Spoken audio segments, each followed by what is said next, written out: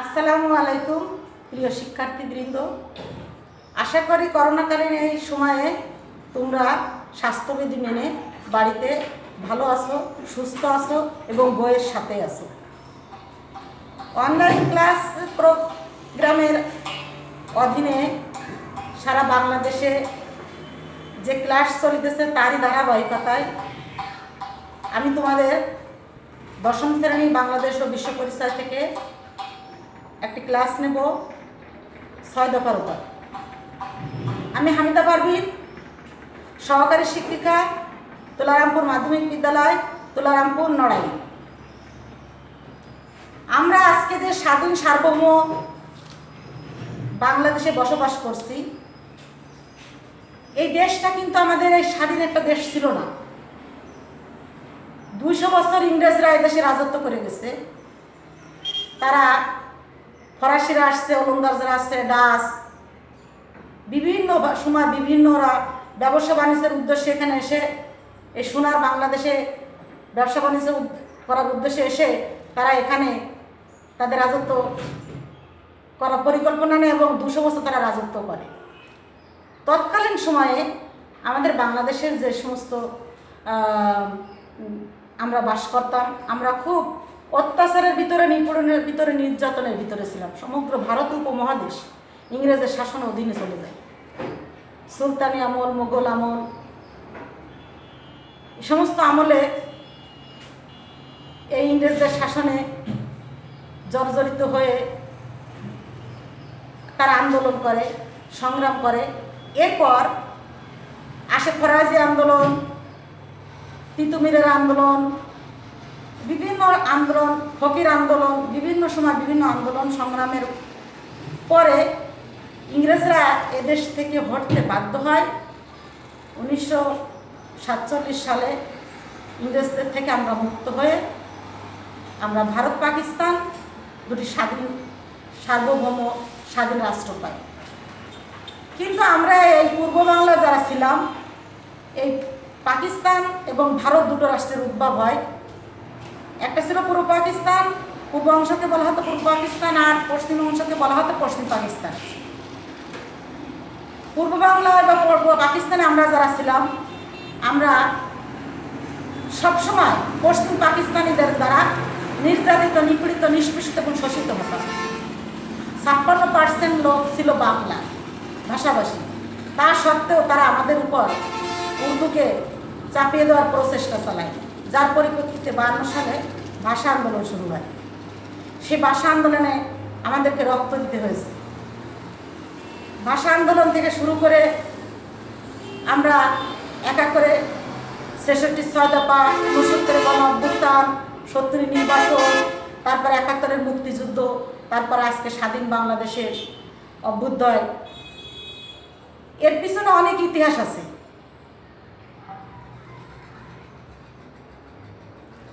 প্রিয় শিক্ষার্থীবৃন্দ, যখন পশ্চিম পাকিস্তানেরা নানান রকম বৈষম্য দেখাতে শুরু করে, তারা আমাদের উপরে অর্থনৈতিক বৈষম্য, সামরিক বৈষম্য, শিক্ষাক্ষেত্রের বৈষম্য, প্রশাসনিক বৈষম্য, বিভিন্ন বৈষম্য আমরা শিকার হই। মুসলিমীয় কিছু লোকদেরকে বিভিন্ন খাতে আমাদেরকে চাকরি দেওয়া হয়, আর উচ্চপদস্থ যত বড় বড় পদ এবং বেশি পদে তাদেরকে চাকরিতে বহাল রাখা হয়। আমরা ছিলাম নিষ্পেষিত এবং নিপীড়িত, যার একটা বাস্তব চিত্র এখন আমি তোমাদেরকে দেখাবো। তোমরা এই বোর্ডের দিকে খেয়াল করো। 66 সালের প্রশাসনিক বৈষম্য। 1966 সালে সচিবালয়ে বাঙালিরা চাকরি করত মাত্র 19%, আর সেখানে পশ্চিম পাকিস্তানে চাকরি করত 81%। কোথাও 19% আর কোথাও 81%। আমাদেরকে এখান থেকে বঞ্চিত করা হয়েছে। দেশ রক্ষার ক্ষেত্রে আমরা ছিলাম 8.1%। এই পূর্ব পাকিস্তান ছিল 8.1%, কিন্তু পশ্চিম পাকিস্তান ছিল 91.9%। শিল্পর ক্ষেত্রে আমাদেরকে বিরাট বৈষম্যে রাখা হয়। যেখানে 25.7% ছিল শিল্পক্ষেত্রে আমাদের নিয়োগ, আর তাদের ছিল 74.3%। এরপর আসি স্বরাষ্ট্রক্ষেত্রে। স্বরাষ্ট্রক্ষেত্রে আমাদের ছিল পূর্ব পাকিস্তানে ছিল 22.7%, আর সেখানে পশ্চিম পাকিস্তান ছিল 77.3%। তথ্যই পূর্ব পাকিস্তান ছিল 20.1%, আর পশ্চিম পাকিস্তান ছিল 79.9%। শিক্ষাক্ষেত্রে আমরা ছিলাম মাত্র 27.3%, সেখানে পশ্চিম পাকিস্তানে ছিল 72.7%। স্বাস্থ্যক্ষেত্রে আমাদের ছিল মাত্র 19%, সেখানে পশ্চিম পাকিস্তানিদের ছিল 81%। কৃষিক্ষেত্রে আমাদের 35%, তাদের ছিল 65%। আমাদের দেশ থেকে উৎপাদিত পণ্য বিদেশে বিক্রি করে, বিশেষ করে পাট ছিল আমাদের সোনালী আঁশ। এই পাট বিক্রি করে যে অর্থ উপার্জিত হতো, সে অর্থ দিয়ে আমাদের উন্নয়ন না করে প্রকারান্তে তাদের পশ্চিম পাকিস্তানিদের বিভিন্ন উন্নয়নমূলক কাজে আমাদের পাট বিক্রি করে টাকা সেখানে খাটানো হতো। পানি সেচ ব্যবস্থা, কৃষিতে আমাদের উন্নয়ন হবে কি করে, সেচ ব্যবস্থাও তারা সেখানে বেশি করেছিল। এই সমস্ত বৈষম্যের বিরুদ্ধে বাংলার সচেতন জনগোষ্ঠী যারা ছিল তারা বসে থাকেনি, তারা বিভিন্ন সময় আন্দোলন সংগ্রাম করেছে। যার কারণে 1962 সালে তৎকালীন সাবেক প্রধানমন্ত্রী শহীদ সোহরাওয়ার্দী হোসেনকে গ্রেপ্তার করা হয়। শেখ মুজিবুর রহমান সাহেব লাহোরের একটি অনুষ্ঠানে 1966 সালের 5 এবং 6 ফেব্রুয়ারি বিরোধী দলের একটা অনুষ্ঠান অনুষ্ঠিত হয়। সেখানে তিনি পুরো পাকিস্তানের মানুষদের মুক্তির জন্য কয়েকটি দফা বা কয়েকটি শর্ত সেখানে তিনি আরোপ করেন। সেই শর্তগুলোকে বলা হয় 6 দফা দাবি। যে দাবিগুলোর ভিতর ছিল আমাদের মুক্তির সনদ। আমরা আজকে সেই দাবিগুলো পড়ছি, তোমরা ভালো করে খেয়াল করো। 1 নম্বর দাবি ছিল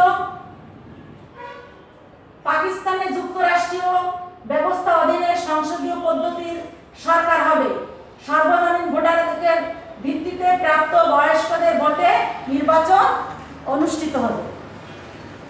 কেন্দ্রীয় সরকারের হাতে মাত্র 2টি বিষয় থাকবে, একটা হচ্ছে প্রতিরক্ষা আর একটা হচ্ছে পররাষ্ট্র, আর আলাদা সকল বিষয়গুলো থাকবে অঙ্গরাজ্যগুলোর হাতে। তাহলে কি হচ্ছে যে সংসদীয় পদ্ধতিতে নির্বাচন অনুষ্ঠিত হবে, আর প্রাপ্ত বয়স্ক যারা আছে তাদের ভোটের ভিত্তিতে নির্বাচন অনুষ্ঠিত হবে।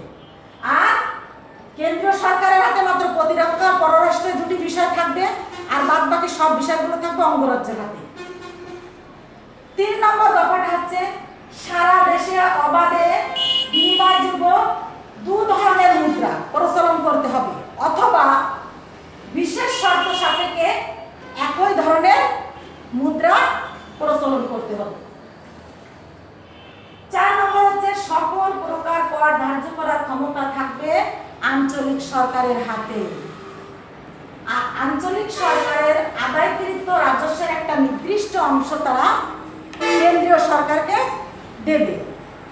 এর আগে কেন্দ্রীয় সরকাররা সবকিছু আদায় করে নিজেরা নিজেদের ইচ্ছে মতো নিয়ে যেত, যার পরিপ্রেক্ষিতে এই দাবিটা এখানে তুলে উঠে আসে যে সকল প্রকার কর ধার্য করার ক্ষমতা থাকবে আঞ্চলিক সরকারের হাতে।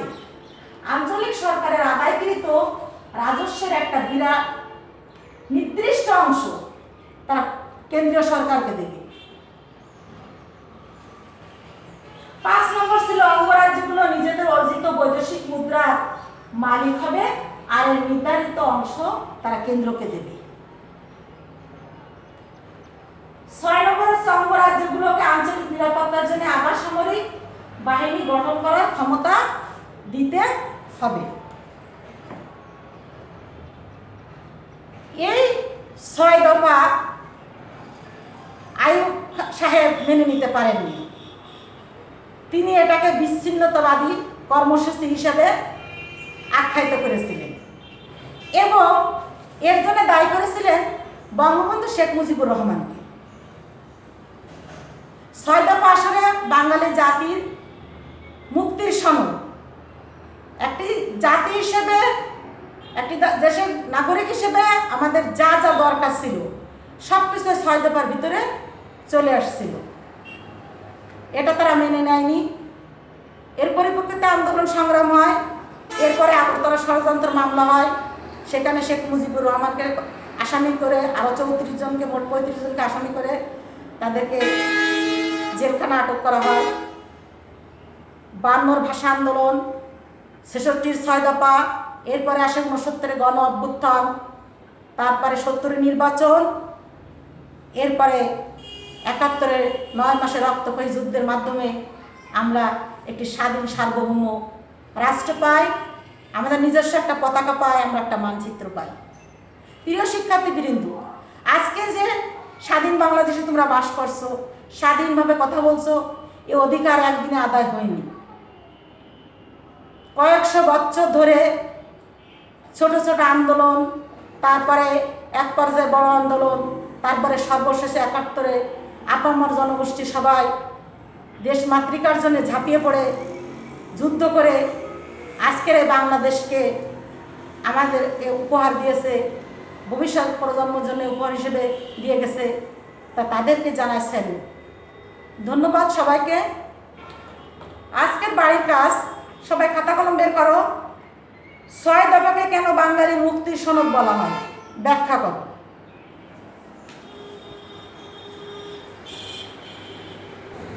কয় মিনিট আছে? 12 মিনিট। তা তো ভালো হয়েছে।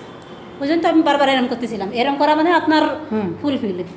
যাক, আমার আর করতে হবে না কষ্ট করে। গরম গোদারটা ভালো কাজ করে দিয়ে গেছে, একটু দেখা যাচ্ছে, তাই না?